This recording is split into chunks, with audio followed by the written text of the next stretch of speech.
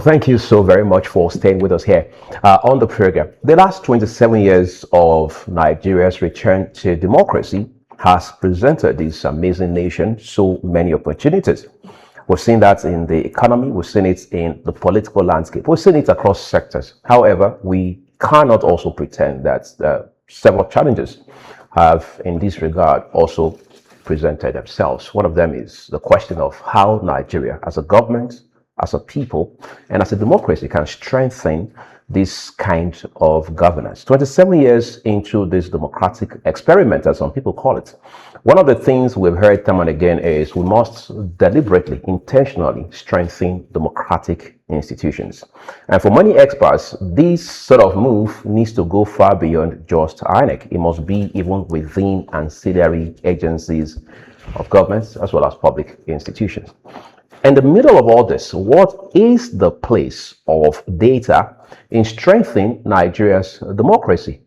Time and again, since we returned, beginning with general election cycle in 1999, are we taking time to look at what the data says about every round of elections, whether it is the general cycle or off-grid elections? We just finished one in Osun, an off-cycle gubernatorial election a couple of days ago. As it stands today, what data are we pulling out from that experience? What will it mean in 2027? I'm joined by a gentleman who has followed this trend long enough to understand the dynamics around the intersection of data and Nigeria's electoral process. Mausa Aihion is head of political strategy and governance at Visos Abuja office. I'd like to call you IK. Welcome to the program this morning. Thank you very much, Lee. It's a pleasure to be here. Yeah, I share that pleasure 100%. So I'd like us to start by talking about data culture in Nigeria. Of course, we know how that there's a political angle to it. So if there's data from wherever, World Bank, IMF, or say even the AFDB, saying, for example, that Nigeria is not doing well, let's say in the area of fiscal or monetary policy, government looks at that and takes it with a pinch of salt. But if the same institutions come up to her and says, look, you have done amazingly well in the same areas, government says, we told you when we came into office, we're going to do X, Y, Z. So it appears we rely on emotion to interpret data. What are you seeing? What are you hearing? All right, thank you. That's your assertion is correct. A lot of times people rely on emotions when they're interpreting data, and in the field of data analysis, it's called a bias. Right. So when data hits you, you tend to interpret it through your lens. It takes a professional eye, it takes a third eye to be able to look at it from an objective standpoint. Now, just talking about how data has evolved in Nigeria as it relates to politics and elections. From 1999 to date, right? I must first of all commend INEC. INEC gets a lot of stick, right? But I must commend INEC. So you're here to give them carrots? Probably. So I must commend INEC. INEC has done quite a lot. If you look at the progression in using data and technology to manage or administer elections from 1999 to date. 1999, the voting process was purely manual. 2015, the card reader was introduced. So in 2020, the Nasarawa state by-election was the first time INEC used the IREF portal. And that evolved into the BVAS and what we're seeing today. So I must first of all commend INEC, right? Then on the side of civil society, there's a lot of work that has also been going on within the civil society space. At the risk of diverging or going kind of tangentially from your question, right? I must commend what civil society is doing has been very, very, very impressive. And even private institutions like us, Visos, we're 10 years in business today, and our business is purely built on managing data, using data to manage elections. Our data culture, it's still evolving. Right. But are we in a good place overall? I'll look at it from two perspectives. In the area of data collection, data aggregation, I think we are doing very well in Nigeria. We have loads of organizations, private and public sector, that have the capacity to do large-scale data collection and interpretation. The area where we have a lot of have to make up a lot of ground is in the area of data literacy among the non-professionals. Now, I'll give you an example. You painted a very clear picture. When data comes and says the government is doing well, the government accepts it. Right. And when it comes and says it's not doing well, the opposition accepts that data and weaponizes it. And weaponizes it. Yeah. So data is a weapon, by the way. Right. His life is a weapon. It's also a weapon. So I'll say from the perspective of how those in government, in politics, handle data, there has been progress, but there's still a lot of ground that needs to be made. Yeah. It's interesting. I'm asking this because every time we have an election upon us, like there is one going to, a series of elections in 2027, we hear as XYZ number of people registered, XYZ collected their PVCs, their voter cards. In this state, you have this registered, and so on and so forth. So we can tell there's a body of data coming out of INEC, for example. But that's just one end in that conversation. The political class, does it look like data influences anything that they do before, during, and after elections? Oh, it does. It does. We've been fortunate to work across several electoral cycles with several political actors, and it does. And there's a growing awareness of what data can do in an election. Let me just since you've mentioned the Osun election, there's some interesting facts that I would like to state here, right? By all means. The last election in Osun has had the highest voter turnout in Nigeria's history for a gubernatorial election. Over 50%. Never happened before. Right. The best we've been getting, right, has been around 40% turnout. And that's the highest. So just to put it in context, in the 2023 presidential election, the state that had the highest voter turnout in the presidential election was Jigawa State, right? Jigawa and Adamawa are very, very close. They were the top two. And they got about 40%, right? And the average voter turnout was about about 26%, right? Osun did 50%, over 50% in this last election. I just thought to throw that out there. Right. Now, the political class have begun to leverage data a lot. In the last election, 2023 election, there were at least 5 publicly commissioned and publicized polls about how people would likely vote in the elections. So they are using it. They are leveraging it. The challenge seems to be should I call it the lack or the shortage of understanding of how these polls are done and the methodology behind the polls. We often get the question, how can you tell me that if you interview 3,000 people in a country of over 200 million people? Yeah, you're able to tell how the election will likely go. Is that what you call extrapolation? We call it stratified random sampling. Stratified random sampling. And if I have a few minutes, I can just allow me. By all means. Yeah. So, stratified random, before I go to the technical, let me put it in a way that anybody will understand, right? Do you cook? My wife didn't hear about this, but once in a while I do. All right. So, if you cook, when you put salt in your soup, right? Your nice egusi soup, a big pot of egusi soup, and you put salt, do you have to drink the entire pot of soup to know if the salt is enough? Sometimes just a pinch is enough. Exactly. So it's the same thing, right? When you put your salt in your soup, you stir it properly and you taste to know if the salt has been properly distributed across your soup. It's the same thing. Over the years, there are several statistical methodologies that have been developed. So the stratified random sampling I referred to was, you take Nigeria as a country, 36 states plus FCT 37, 774 local governments, about 8,000 wards, right? And you then take random samples. So you randomly pick, you don't purposively pick, as you said. You randomly pick from each of these strata. So you randomly pick from, let's say you randomly pick 5 people in every ward across Nigeria, you would get a sense of what the entire nation is thinking, It is statistical. It has been proven over and over and over again.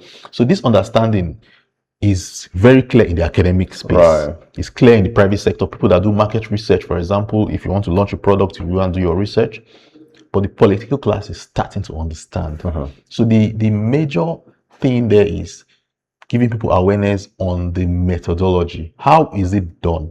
What are its limitations? So it's not 100% correct, by the way. But trust me, if it's done properly, when done properly rather, it gives results that are very, very close to the actual outcomes. And the politicians have understood that and they've started to leverage it. I want us to talk about INEC because at the end of the day, when you look at the institutions that significantly drive our electoral process or midwife the process, INEC is more like the capstone agency in that regard, for want of better words. Does an entity like INEC, so to say, needs to look at data coming from private sector space or rely on its own internal mechanism altogether? I think it would be, ideally, it should be a combination of both. Both, right? Okay. Because but is that the reality we have? I know you're trying to be careful. Yeah. I don't want to speak on behalf of INEC, but no. From what you see in the public space, does it look like INEC, as it were, synergizes with guys like you in the private sector to say, look, we have our own thing going for us, but we also think we can use some help leveraging the data coming from. I think my response would be we would like to see more of that, right? Collaborations, right? I, for one, I'll speak for my organization. We've done a bit of work with INEC in terms of sensitization at state levels, right? But I would say the ideal scenario would be a combination of both approaches. Now, INEC statutorily has the constitutional powers and the funding, of course, taxpayers' funding, my taxes and your taxes, to, kind of manage elections. And you can't manage elections in over 176,000 polling units without using a lot of data. So INEC has a lot of data. I've been giving INEC a lot of carrots, maybe a bit of stick this time. In 2023 election, there was this issue of the IREV stopped working and all that. I think it's in those kind of areas that INEC can collaborate with the private sector. INEC has a lot of capacity in the area of technology, but they say two good heads are always better than one. Yes. So we would like to see a lot more collaboration with INEC in using leveraging data for election management. But this is not. I would say that INEC has done a lot, and I'm being very honest here. INEC has done a lot. If you look at all the elections, especially from 2015 till date, INEC has been growing steadily in using data and technology. What we would like to see anyway is kind of a geometric growth because the growth seems to be arithmetic. Maybe now is a kind of snail pace. Yeah, it's kind of, if I give an honest opinion, it's kind of slowed down. If you look at and it's natural with technology, right? If you look at the growth between 2011 to 2015, it was astronomical, because 2015 was the first time, like I said, we used a card reader to verify to accredit people before they vote. Then if you look at the leap between 2015 and 2023 was also very strong. But 2023 till now, we are expecting that the next election should also show very high level of improvement. And that thing I would like to add is something that can also help INEC is the kind of laws that guard our elections. Right? In the last presidential election, the last general elections rather, the Supreme Court ruled that IREV is not a collation center. So was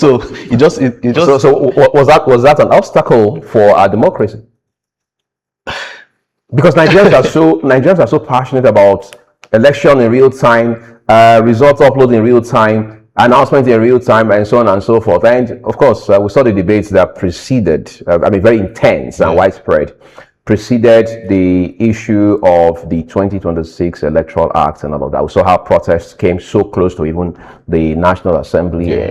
So when you look at all of these issues, Does it look like even legislators themselves, do they depend on data, or they're just looking at, I mean, they're just trying to be politically correct? Okay, so I would say from let me answer this question from a technical standpoint, right? It is near impossible to have real time. Right. What you can have is near real time. Near real time. Because real time means immediately the votes, it automatically logs in. Because the reason why I said near real time is because of our infrastructural challenges. Does that include internet penetration and availability? Yeah, internet penetration and availability, power, and just the kind of the level of, because these are elections, right? The level of verification that needs to happen along the data stream. So near real time, 5-10 minutes after voting, right? Or even 3 minutes after voting. That's fair, right? That's very realistic. It's very, very realistic. Just like if you send a WhatsApp message, for example, and you jump on a plane, right? The moment you land, the message delivers. Right. That's the kind of scenario. And I believe the Beavers, I mean, I'm not an expert in Beavers machine. I don't work for INEC, but I believe the Beavers machines have the capacity to work offline. Right. So you can, and the reason why I'm saying this is this: if you codify it in law that it is real time, because law is not English. Right. Law is law. If you codify it in the law that it is real time, if it is not done in real time, it contravenes that. So that's an infraction in the eye of the law. In the eye of the law, yeah. So the law will not understand that they voted at 10 o'clock and the result was uploaded at 10:05. That is no longer real time. So what needs to be codified, or what should have been codified, should have been near real time, and I believe it would have improved our democratic process. But the way it stands now, that one, the Supreme Court ruled that the IREV is not a collation center. Two, the Electoral Act does not recognize real time electronic collation of results. It kind of slowed down that pace of leveraging and using data for elections. It kind of did, but I don't think it's a showstopper. I think there's still a lot that INEC has done and that INEC can do to leverage data and technology in managing elections. You gave some, to use your term again, carrots to the civil society space. I mean, the guys who work in that space a while ago. We've seen them do beautiful work. In fact, sometimes we've seen some of those guys, even at the risk of their lives, I mean, risk to their lives in the face of existential threats, they still go, I mean, boots on the ground, getting their work done and things like that. But we've also seen how electoral violence has posed challenge to the work that they do. Yes, we see people like Yaga and several other NGOs, civil society organizations, even at this last election on show. Do you think third-degree issues around the electoral violence and all of these concerns that we have around the electoral process also have become some sort of impediment to the ability of civil society organizations to gather real-time data? Absolutely. Unfortunately, and my heart goes out to the families that have lost loved ones in the last Osun elections. It's quite unfortunate that people have to die as a result of elections. No one wants to expose themselves, their staff, to danger, right? I mean, I'm looking at this studio, very beautiful, expensive equipment. You don't want to put it in a place where someone can just walk in and break it and injure and kill your staff. So it's an impediment. There's no mincing words about that. It's a huge impediment, huge impediment. But there's also a role that data can play in trying to prevent or manage violence in our elections, right? There's something that we did at Vsauce a few years back, which we call the Electoral Violence Index. It was an in-house framework that we developed in a particular state. I'm not at liberty to mention. In a particular state where we mapped the entire state and identified potential hotspots. Right. So, for example, if you use an hypothetical example, use the FCT as an example. Maybe there's an election here. We go into the field, we collect data, and we then map local government, wards, and even polling units where we expect violence to happen. Now, there's something that a very popular minister said a few days ago. He said, "Elections are not won. You don't win election on election day." Right. Long before that. You win it long before the day. Same thing with violence. When there's going to be violence in an election, you know long before the So election. it's not something that happens sporadically on the day of election. It hardly does. It takes electoral violence takes a lot of from our experiences of various field experiences, it takes a lot of coordination for it to happen. Before the violence happens, weapons are moved, men are moved around, Their money also. and money is also moved around. So what we tried to do at that time was we interviewed citizens across these various places, and the citizens, the best source of intelligence is the citizen intelligence, Right. And they tell you, this our ward for the past 6 elections. Whenever we vote to a particular extent, somebody comes with a gun, or a group of people come with a gun, they shoot, they take the ballot away, and it happens over several elections. So that was how we created that index for the entire state, right? And before the elections, we supplied the index to the security agencies, and then they were able to mobilize to prevent, Right. to carry out some proactive actions to prevent the violence. So yes, back to your question, it is a huge hindrance, but there are a lot of things that you can use data to do to prevent such things from happening, or to reduce or to mitigate the risk of violence to civil society and even just the general public during elections. We're going to hit a break soon, but I want to ask you this. I feel if I don't ask this question, this part of the conversation is not complete. What's your data so far saying about voter inducement? Whether it is sharing cash before the election, or some rebagged rice, or bringing the cash to polling units. Do you have data pointing in a certain direction here?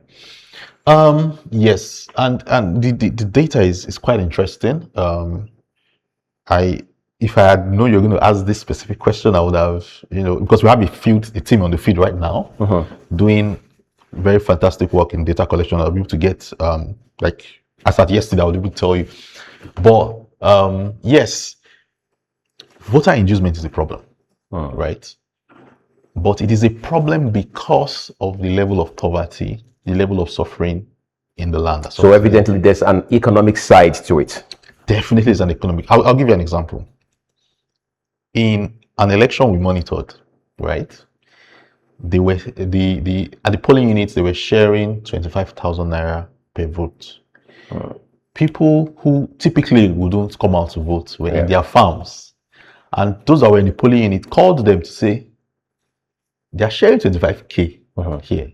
Think of a rural community where somebody makes 10,000-15,000 naira a month from sales of their farm produce, for example, and someone comes to their polling unit to share 25,000 naira for an exercise that you just have to carry out in maybe less than an hour. Yeah. So the economic realities might not allow majority of the voters to be able to think rationally, to understand that 25,000 naira is actually 4 years pay, right? It's an existential problem, but there is also a kind of awareness that's coming up now where people know, or rather people believe that money that's to be shared is their money. Yeah. They will collect it and still vote the way they want to vote. As they say, vote their conscience. And vote their conscience, right? That's why you hear of cases where I don't want to mention any state so that nobody comes after me, but where people have to collect the money and have to jump over a gun so that if they vote in opposition to the party that gave them the money, the gun will come and kill them. Yeah, it's just some superstitious stuff. But in a nutshell, I think with the level of voter awareness that's going on now, and it has been codified into the Electoral Acts, making vote buying a criminal offense. It has been codified. And with the level of awareness, I suspect that we will have a situation where voters will collect money and still vote. Vote the way they want to vote. You see, when we talk about data, people talk about how that even with regards to insecurity, data will play a very vital role. But then we hear that when you turn to the Federal Road Safety Corps, FRSC, there's a body of data there. INEC has data. Who else? Of course, the CBN has data. Data all over the place. And now you have the NIMC, the National Identity Management Commission, which is more like the mother of the data repository, if you like. Have we been able to so far maximize this data blessing, as I'd like to call it? That's a very, very good question. Have we been able to maximize it? I would say there's still we have a long way to go. And the number one problem is the existence of data silos. Right. So you have your FRSC has your driver's license with your biometrics. Right. Nigerian Immigration Service has your international passport with your biometrics. Your bank has your BVN with your biometrics, and the data seems to be sitting in silos. When you are able to interweave data silos, you easily improve your potential outcome by 5-10 times, right? So just imagine a situation where your driver's license, your international passport, your bank, and everything was interwoven. I know you're a law-abiding citizen, but if you beat a traffic light and FRSC holds you down, they don't even need to chase you. They can take a picture of your plate number. Automatically, they know who's the owner of this vehicle. Automatically, they know your bank account, and they can, if All on one spot. all on one spot. But we do not have that level of integration in Nigeria. Agencies seem to have their data just sitting in different silos, and that's the reason why we've not been able to maximize the data that we have. So what do we attribute this problem to? Is it bureaucracy or lack of forward-thinking approach? I think it leans more with bureaucracy, Agency supremacy and all of that. Yeah. Unfortunately, now we have an agency called NITA, that's the Nigerian Technology and Data Agency. We also have our data privacy laws that have been passed, and we have an agency who's responsible for managing that. All right. You already mentioned NIMSI, which is the statutorily assigned agency for managing identity in Nigeria. These agencies are not so new. Rather, are not so old, rather. Yeah.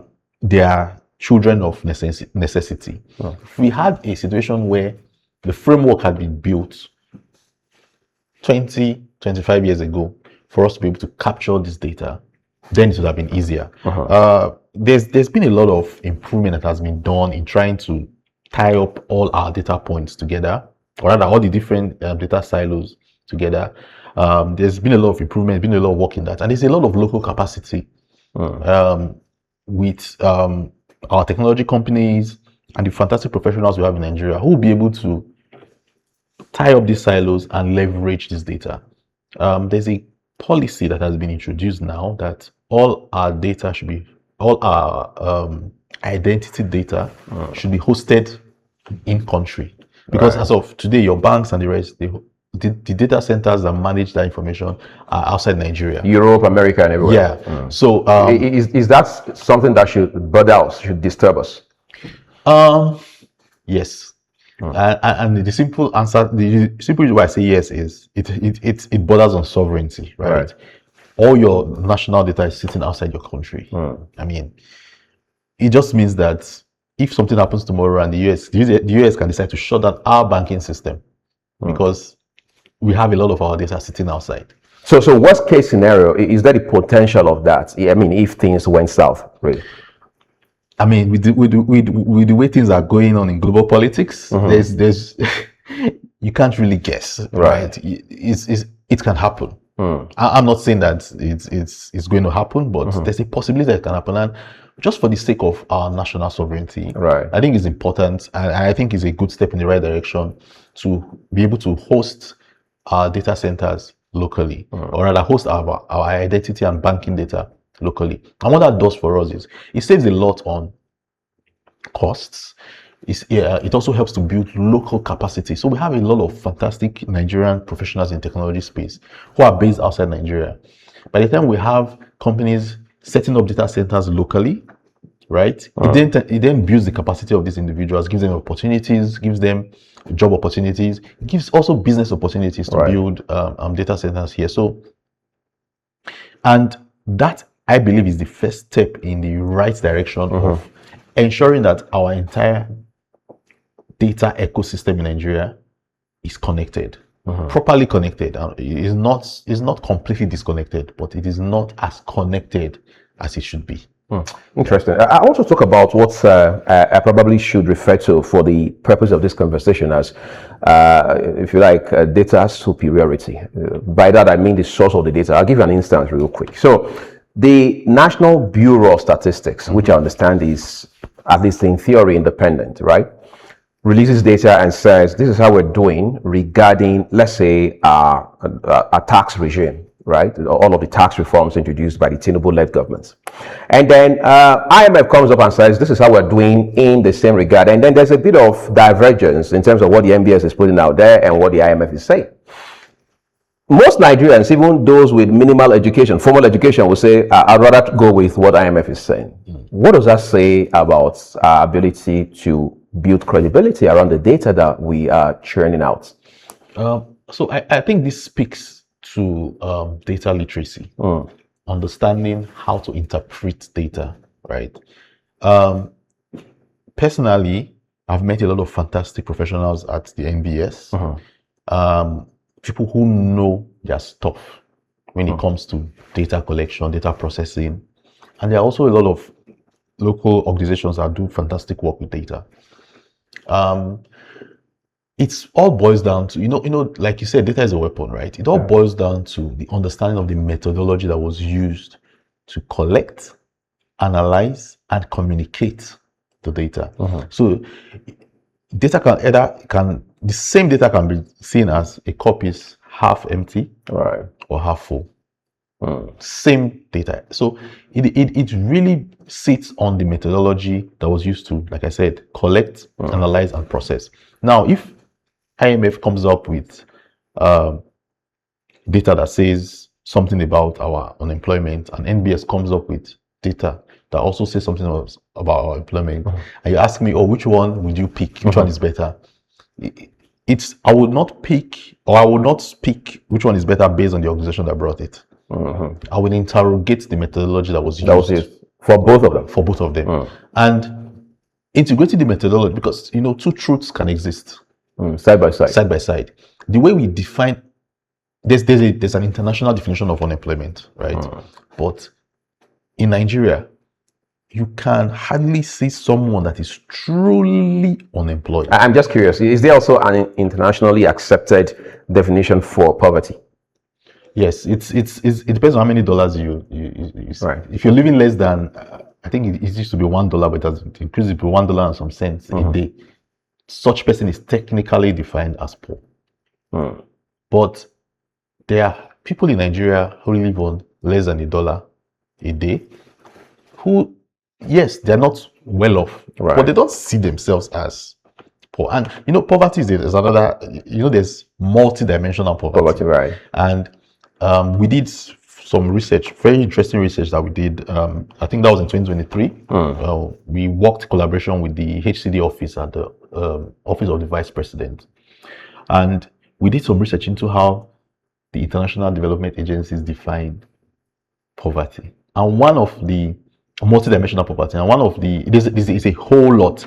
The house that you live in, what kind of floor is the house? What kind of roof is it? What's your water source? And those elements are largely alien to us here. Exactly. That's the point I'm trying to make. So we had people in the office that were just talking, and one of the metrics was the kind of water that you drink. So if you drink sachet water, you're poor. You're poor. And everybody in the office was like, maybe they don't realize that a bag of sachet water, with 20 sachets, in some cases, sell for as high as 500 to 600 naira. Yeah. And people buy those bags in bunch every other week. And even colleagues in the office were like, but I earn a decent wage. But I also drink sachet water. Does that mean I'm poor? So the definition is relative. And it must be contextualized. Right. And that's the reason why it is important to understand methodology of how data was collected, analyzed, and communicated. Very interesting. I think that's a very brilliant way to put it this morning. Data convergence, I like to call it, as it has to do with national development, especially from the standpoint of our electoral process. I've been talking with a brilliant gentleman, Ikmamusa Akinombare, is the head of political strategy and governance at Visos here in Abuja. I'd like to say a big thank you for these valuable insights you have shared this morning on the program. Thank you very much. It was a pleasure. Great. So that's what we're living it today. It's Friday. Make the most of your weekend. I'm Uyi Agmofwegbe on behalf of myself and my colleague Moreno Haniel. We'll send a big thank you to you for watching. Our broadcast here on Skyline News continues.